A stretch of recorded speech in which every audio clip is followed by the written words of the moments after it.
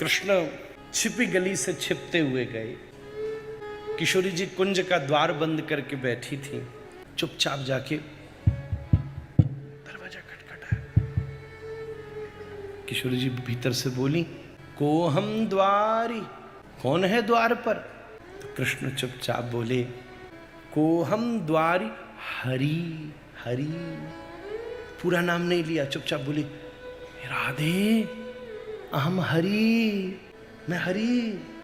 किशोरी जी मुस्कुरा के अंदर से बोली, अच्छा, हरि शब्द का एक अर्थ होता है बंदर।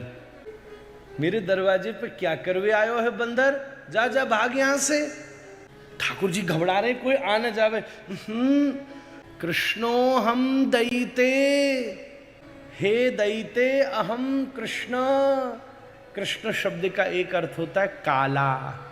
किशोरी जी बोली, काले मोह के बंदर से तो मोह विशेष भय लगो करे। तुरंत भाग जाओ। राधे हम मधुसूदनो,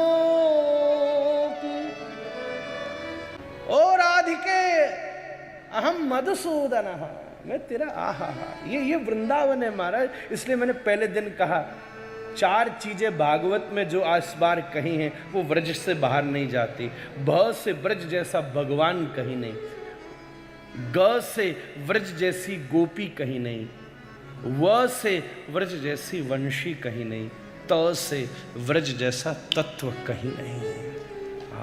जिसके द्वारे ब्रह्मांड खड़ा है, जिसकी छवि के लिए आज वो किशोरी के द्वारे खड़ा है।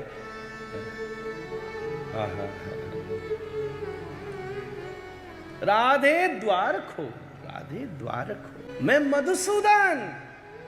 अब मधुसूदन का अर्थ, मधुसूदन जी, ये भी होता है भौरा। मधु का जो सूदन करे भंवर में से, भौरा। कभी कहवे तू बंदर है, कभी कहवे तू भौरा है, बड़ो बहरूपिया है। बहरूपियांते हम बड़े घर की नाय मिलो करें। बड़ी लंबी कथा है, ठाकुर जी बड़े बड़े ध्यान से सुनियो।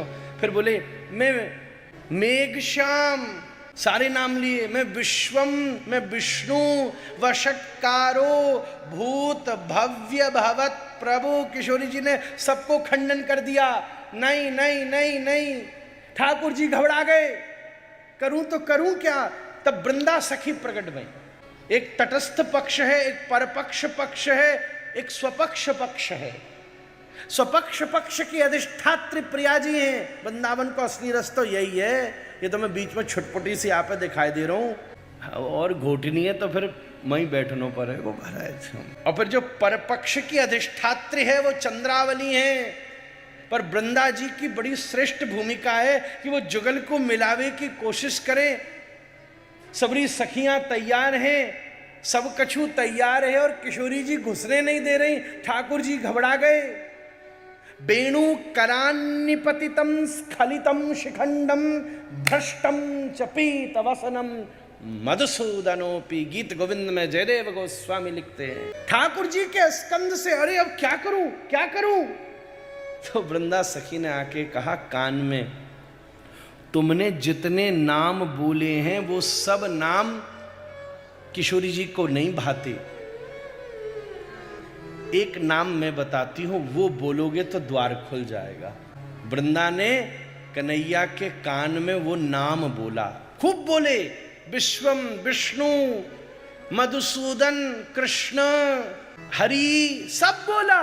द्वार नहीं खुला, पर जैसे ही वृंदा ने कान में संकेत किया, द्वार कब तुरंत खुल गया जब कृष्ण ने कहा, अरीरी मैं राधा रमण हूं।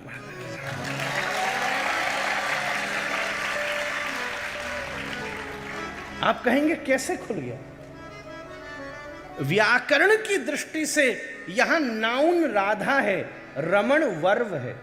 रमण इज नॉट द नाउन, ये वर्ब है, क्रिया है।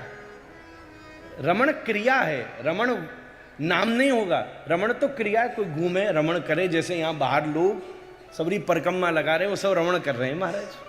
कोई कृष्ण इतने ज्यादा घुल गए कि नामी का नाम नहीं बचा, बस क्रिया रमण बची।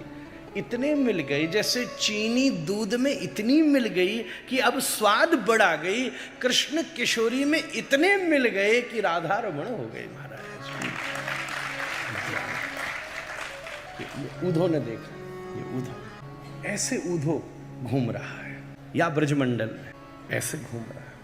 आहा हा, कहीं ठाकुर जी की याय को तो कितनों खींच लो भाऊ जी, ये तो मैं आगे भरवे को मन ही ना कर रहा हूँ, खत्म करवे को भी ना कर रहा हूँ, मैं खा करूँ महाराज। बात तो ऐसी है, जब रबड़ी पूरी बन जाए जब तो केसर डली करे वह महाराज।